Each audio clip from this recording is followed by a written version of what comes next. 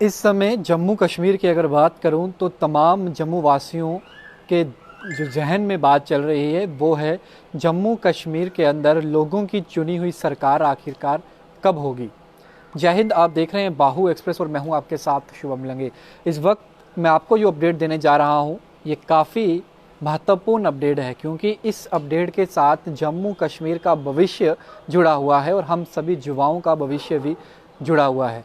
मैं ऐसा क्यों कह रहा हूं, क्योंकि जम्मू कश्मीर के अंदर इस समय एलजी शासन है और जम्मू कश्मीर की अगर बात करें तो अगर यहाँ पर इलेक्शंस होंगी, इलेक्शंस के बाद लोगों का जो प्रतिनिधि चुनकर जाएगा वो लोगों की आवाज़ बनकर सदन में पहुँचेगा और लोगों के जो मसलायत हैं, जो मसले हैं, उन्हें हल करने की कोशिश करेगा।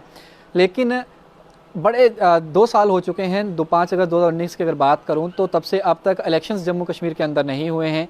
सरकार ने हालांकि कहा था कि इलेक्शंस जो हैं वो जल्द जम्मू कश्मीर के अंदर होंगे और ड्यूटी हटाकर जम्मू कश्मीर की अगर बात करें तो उसे स्टेटहुड का दर्जा भी दिया जाएगा। वहीं लद्दाख की बात की गई थी कि लद्दाख को ड्यूटी ही रखा जाएगा, लद्दाख को स्टेट का दर्जा नहीं मिलेगा। लेकिन अब मनोज सिन्हा जी की बात करें, वो मुखिया हैं जम्मू कश्मीर की अगर बात करूं तो उन्होंने एक बयान जो है वो दिया है। उस बयान में वह इशारा कर गए हैं, इशारा जम्मू कश्मीर के भविष्य का कर गए हैं और साफ तौर पर स्पष्ट रूप से ये कह गए कि जल्द ही जम्मू कश्मीर के अंदर विधानसभा चुनाव होने जा रहे हैं। जी हाँ, very soon elections are going to be held in Jammu and Kashmir duty, ये कहा एलजी मनोज सिन्हा जी ने। मनोज सिन्हा जी की बात करूं तो लगातार वो ऑन दी टोस रखते हैं तमाम आलन अफसरों को और टू द पॉइंट बात करते हैं, ज़्यादा वो बयानबाजी करते नहीं, लेकिन जब भी जो भी कहते हैं उसे वो पूरा करते हैं। इन्होंने इस समय जो बयान दिया है ये इस समय क्रूशियल पीरियड है, क्योंकि अभी डिलिमिटेशन कमीशन की कुछ 1-2 महीना पहले जो है उनकी टीम वापस गई है और उन्होंने दौरा किया था जम्मू का भी, कश्मीर का ही। उसमें उन्होंने साफ तौर पर ये स्पष्ट किया, डिलिमिटेशन की अगर बात करूं, उन्होंने कहा कि हम जो रिपोर्ट सौंपेंगे सरकार को, केंद्र को, उसके बाद डिलिमिटेशन की जो सीटें हैं वो बढ़नी है घटनी है उसका फैसला होगा, उसके बाद स्टेटहुड मिलेगी, उसके बाद इलेक्शंस जो हैं वो होंगे। लेकिन आज जब एलजी मनोज सिन्हा जी को पत्रकार ने ये पूछा कि जम्मू कश्मीर का भविष्य क्या, जम्मू कश्मीर के अंदर इलेक्शंस होंगी कि ना होंगी, उन्होंने साफ तौर पर इशारा किया और कहा इलेक्शंस जो हैं जल्द ही होंगी। केंद्र और हम ड्यूटी एडमिनिस्ट्रेशन प्रतिबद्ध हैं जम्मू कश्मीर के लोगों को उनकी चुनी हुई सरकार देने के लिए।